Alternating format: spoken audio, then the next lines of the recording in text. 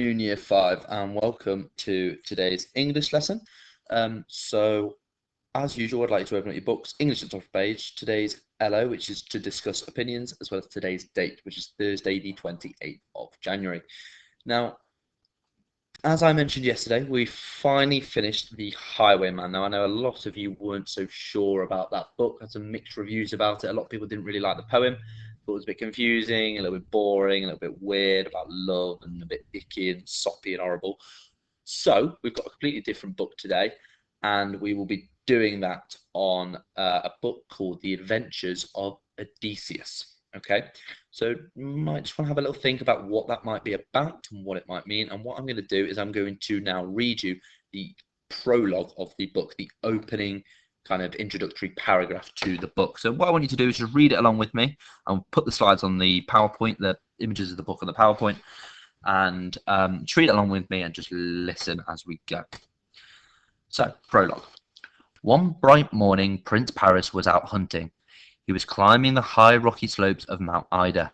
Far below him, his father's walled city, the city of Troy, lay like a circlet of stone, a shining diadem of towers. As he climbed, there was a sudden shower of light to one side of the stony mountain path.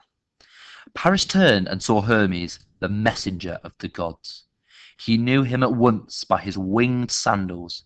Hermes smiled his inscrutable, playful smile. "Paris," he said, "I have been sent by great Father Zeus, the cloud compeller. He has told me to tell you that you must decide which of these three goddesses is the most beautiful." Hermes clicked his fingers and Paris was blinded by the light. He covered his face with his hands. Slowly, he opened his fingers and saw, standing before him, the three most powerful goddesses of all. There was Hera, the wife of Zeus, the queen of heaven, terrifying in her brilliance. There was the owl-eyed Athene, the fierce and implacable goddess of war and wisdom. And there was beautiful Aphrodite, the goddess of love, to whose lilting tune the whole world dances. Hermes gestured to the goddesses with his hand. "Paris, when have you decided which of these three is most beautiful? You must give her this golden apple." Suddenly Paris felt the cold weight of a golden apple against the palm of his hand. He looked down at it. When he looked up again, Hermes was gone. The three goddesses glowered at him. Paris's mouth went dry.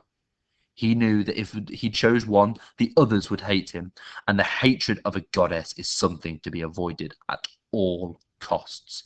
He stood motionless, dumbfounded, hardly daring to breathe. Hera, the magnificent queen of heaven, stepped forward.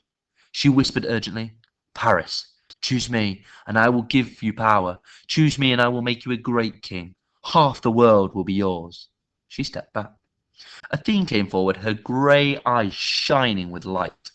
"Paris, choose me, and you'll never lose a battle. Choose me, and you will be famous the length and breadth of the world for your wisdom." She stepped back. It was Aphrodite's turn. The goddess of love stepped forward towards Paris, smelling of musk and honey. Her voice was deep and enchanting. "Paris, choose me, and I will give you the most beautiful woman in the world." "Who is she?" whispered Paris. "Her name is Helen. She's the wife of red-haired Menelaus, the king of Sparta. I will blind her with love for you. She will give you everything." "What does she look like?" Aphrodite smiled. "She's as beautiful as I am." Then she stepped back.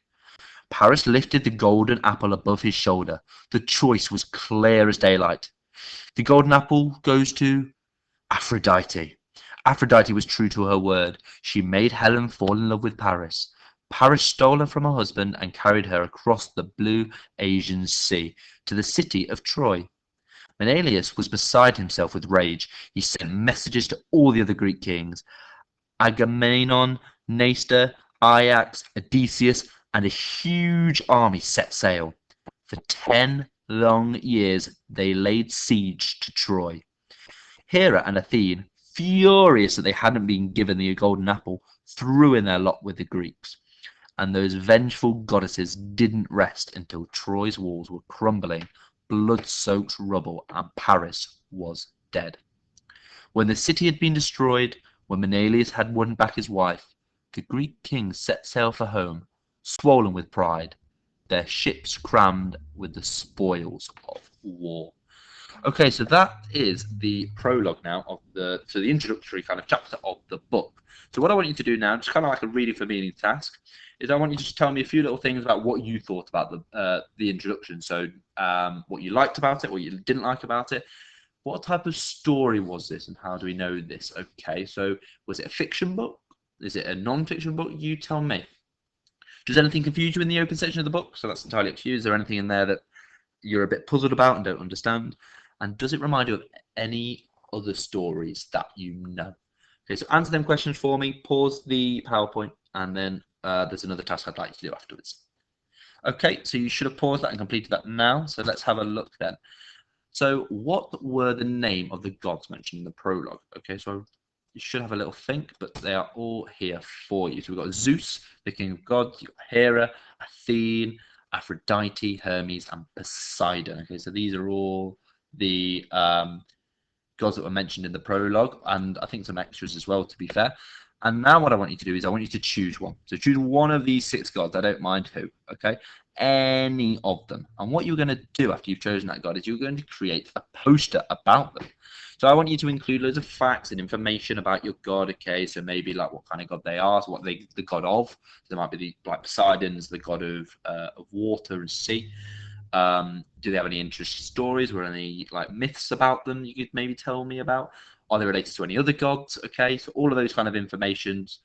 Please feel free to use the internet to research it. Use the book that we've just written. Anything, information you can find. Please include a picture of your drawing of your god. So this can be like an image that you've got on the internet. If you want to do it on a Word document and send it in, that's fine. Or if you want to draw it, that's fine.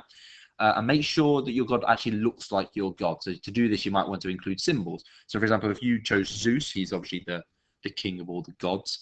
You might have like the god of thunder, so he might have a lightning bolt and like a crown. So that kind of idea. So you're just giving me a little bit more understanding of which god you're drawing, and please make it eye-catching so it stands out. And last of all, most importantly, keep it safe. Send in the photos of your work, please. If you can keep these safe as well, once you've done them, if you can do it on like a spare piece of paper that isn't in your book, that would be ideal, because we might be able to make a nice display in the classroom. And I know you're not here, but I can show you pictures of our lovely display then. But don't worry too much if you can't, but make sure you are sending them in. Okay, and I've just done here just a little thing of what I would do. So I've got Zeus, the name of my god. I want that on there, maybe at the top, drawing in the middle, and then information around the side. You can mix it up however you want. That's just an example of what I kind of would like you to do. Okay, so get that poster done for me then, Year 5, and I will see you later on in our live lesson. Thank you very much. Enjoy the rest of your day.